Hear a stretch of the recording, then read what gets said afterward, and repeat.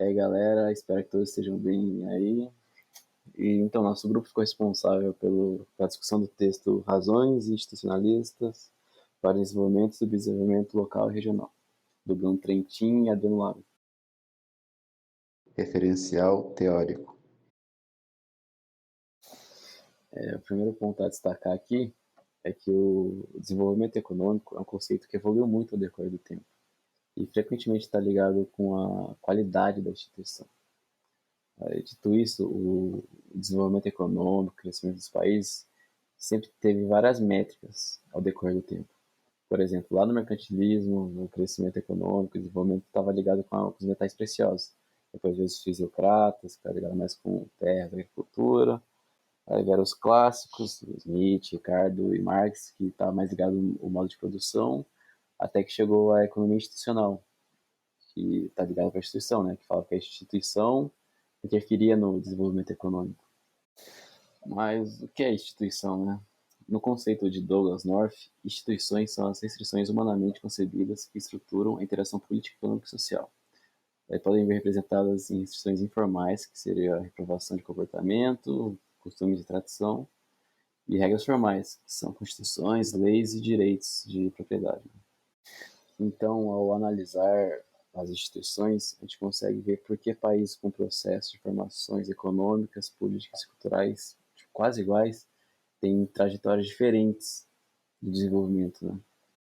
Uma coisa importante a se destacar para os institucionalistas é que o passado importa, porque o passado pode afetar tanto positivamente quanto negativamente as instituições. Por fim, 3 pontos importantes para se destacar aqui. O primeiro são os custos de transação, são os custos para o cumprimento de um contrato. O segundo ponto é que a abordagem institucionalista tem como principal crítica os neoclássicos, principalmente pela escolha individual e racionalidade maximizadora. E o terceiro e último ponto é que o pensamento institucionalista tem 3 correntes principais, que é o antigo institucionalismo, o neo-institucionalismo e a nova economia institucional. O antigo institucionalismo.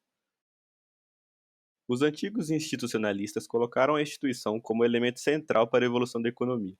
Ficaram conhecidos como evolucionistas, pois discordavam da ideia do equilíbrio marginal neoclássico, além de relacionar a economia com a biologia, com ideias de adaptação e evolução. A crítica realizada pelos antigos institucionalistas é diretamente à economia neoclássica, principalmente para a concepção de que o indivíduo no mercado era passivo e descolado da realidade social. Nessa corrente de pensamento, a unidade de análise passam a ser as instituições, e não mais os indivíduos, como era na teoria neoclássica. O criador dessa corrente foi Thorstein Veblen, e ele conceituava as instituições como a forma de pensar dos homens. São as instituições, portanto, que colocam mecanismos de coerção e seleção, hábitos e rotinas daquele determinado momento histórico. A abordagem neo-institucionalista. Os neo-institucionalistas eram bastante próximos dos antigos institucionalistas, críticos da economia ortodoxa, principalmente a respeito de conceitos como de que o mercado seria o equilibrador das relações econômicas. A organização e estruturação da economia se dá pela instituição e não pelo mercado, visto que a distribuição de poder na sociedade e o processo de conhecimento deveriam ser mais importantes do que controle, alocação e regulação da economia. Para o novo institucionalismo, a alocação dos recursos acontece através da estrutura organizacional. Estrutura essa que, juntamente com o mercado, são instituições integrantes de um ambiente que dão cumprimento às regras formais e informais, mostrando que organização e controle da economia constituem um sistema mais abrangente e complexo do que o mercado. A atividade econômica se realiza dentro de um quadro institucional, onde as instituições são além das organizações. Elas são sistemas duráveis de regras sociais estabelecidas e embutidas que estruturam as interações sociais, tais como moeda, língua, medidas, decoro e empresa. E com isso, as relações sociais são estabilizadas. A nova economia institucional e a economia dos custos de transação. A nova economia institucional mantém fortes laços com a economia neoclássica. Diferente das correntes anteriores, ela é desenvolvida com foco nos indivíduos, primazia de mercado, escassez e competição, introduzindo uma maior realidade à discussão, desenvolvendo o conceito de racionalidade limitada e oportunismo. O objetivo é compreender as origens e as funções das firmas e do mercado, analisando como os custos de transação definem os modos de organização dos indivíduos. Como um dos fundadores da economia dos custos de transação, John Commons viu o conflito nas transações como algo natural, dada a escassez da economia, e a instituição seria o mecanismo de ação coletiva responsável por resolver esses conflitos. A firma tem como principal objetivo a redução dos custos da transação, visto que, se tratando de uma estrutura hierárquica, ela pode internalizar as transações e recorrer ao mercado somente quando isso não for possível. É custoso elaborar um contrato, colocá-lo em execução e fazer respeitar suas complexas condições. Para a nova economia institucional, as instituições são regras formais e informais, que definem as regras do jogo e que dão eficiência ao sistema. Elas reduzem a incerteza em um cenário de racionalidade limitada e oportunismo, especialmente as instituições informais, que contribuem para a limitação do oportunismo, fazendo com que a lei seja devidamente cumprida, assim como os contratos. Desenvolvimento econômico e a nova economia institucional. Segundo Bresser Pereira, o desenvolvimento econômico é compreendido como um fenômeno histórico marcado pela elevação da produtividade e da renda per capita, acompanhados pela acumulação de capital e pelo progresso técnico. Surge, portanto, a questão: como esse desenvolvimento é alcançável? Bem, o desenvolvimento econômico depende da existência de instituições formais e informais de índole positiva, pois são elas que gestam um cenário organizacional e normativo propícios para o avanço do país. Embora possa-se crer que o desenvolvimento econômico dependa essencialmente do mercado e das firmas para a obtenção da evolução tecnológica e do capital, Douglas North explica que o cerne do problema econômico é a matriz institucional, e que esse é um fator decisivo para entender seu desenvolvimento e o subdesenvolvimento. Isso porque, sem regras, hábitos, costumes e normas que favoreçam a elevação do capital e do conhecimento, frustra-se o desenvolvimento. Afinal, a ausência de regras formais, e até mesmo informais, retiram a estabilidade necessária para que os empresários invistam em seus negócios. Logo, nota-se que o Estado, figura instituidora das leis e com forte influência no arranjo social, tem um papel central para o desenvolvimento da economia, principalmente pelo crescimento saudável do país e exigir que os entes políticos sejam capazes de se adaptar ao longo do tempo. Além disso, North acredita que as mudanças institucionais capazes de gerar instituições positivas estão ligadas à concorrência, dado que cabe a ela instigar as firmas a continuarem constantemente investindo. E qual a consequência de quando isso é feito? Bem, cria-se um círculo institucional virtuoso, no qual as empresas se sentirão estimuladas pelos ganhos obtidos e, pouco a pouco, o desenvolvimento econômico vai emergindo.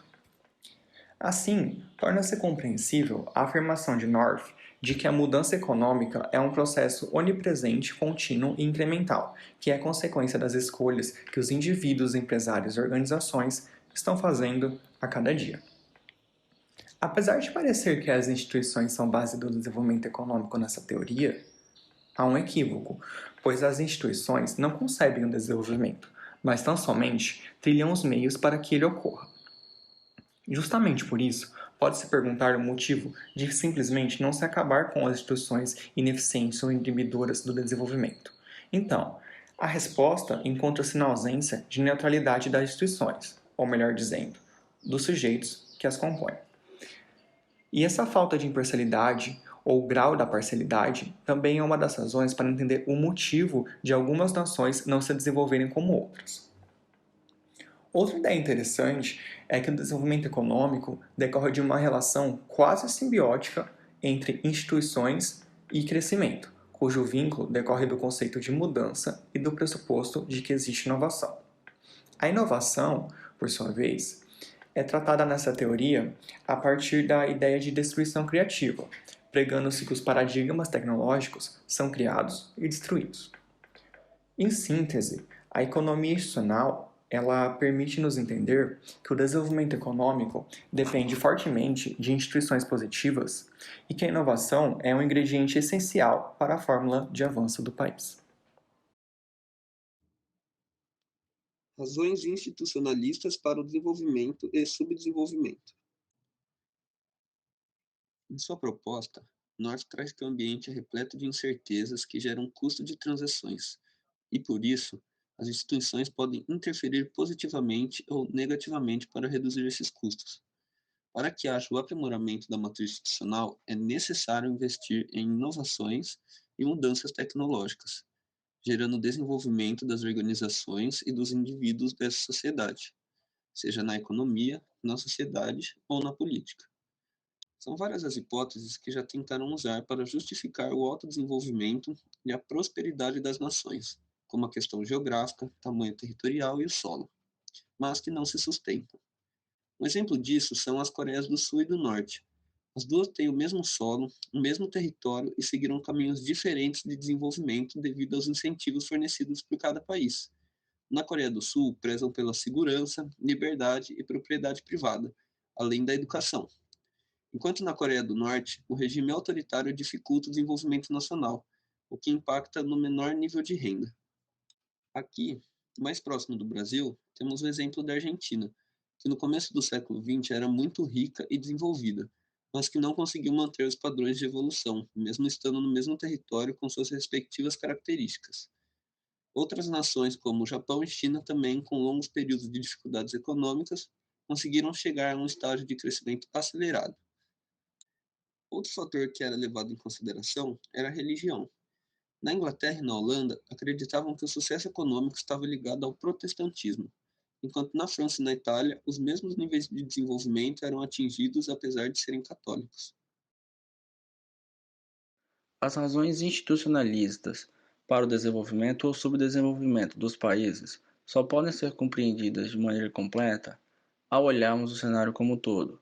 Para isso, vamos a uma ilustração que nos ajudará a compreendê-las. Vamos imaginar que o sistema econômico mundial é um jogo, no qual a métrica é o desenvolvimento. Este sistema é formado pelas economias nacionais, as quais têm por objetivo alcançar o desenvolvimento econômico máximo possível. Ao determos o nosso olhar em uma economia nacional, podemos ver que ela é um macrocosmo em si mesma, ou seja, podemos analisar as empresas, o governo, as entidades religiosas, os sindicatos e outras organizações como jogadores, e as instituições políticas, econômicas e sociais, que estejam formalizadas ou não, como as regras do jogo. Essas regras moldam o comportamento dos jogadores e são moldadas por eles ao longo do tempo. A partir deste ponto de vista, os institucionalistas argumentam que a inovação e a mudança tecnológica são imprescindíveis para o desenvolvimento econômico. Porém, defendem que o quadro institucional é ainda mais importante, pois a inovação e a mudança tecnológica só podem surgir em um ambiente institucional favorável. Esta conclusão segue uma lógica. A inovação é produto da atividade e do comportamento dos jogadores, e os jogadores, por sua vez, agem de acordo com as regras do jogo, ou seja, de acordo com as instituições.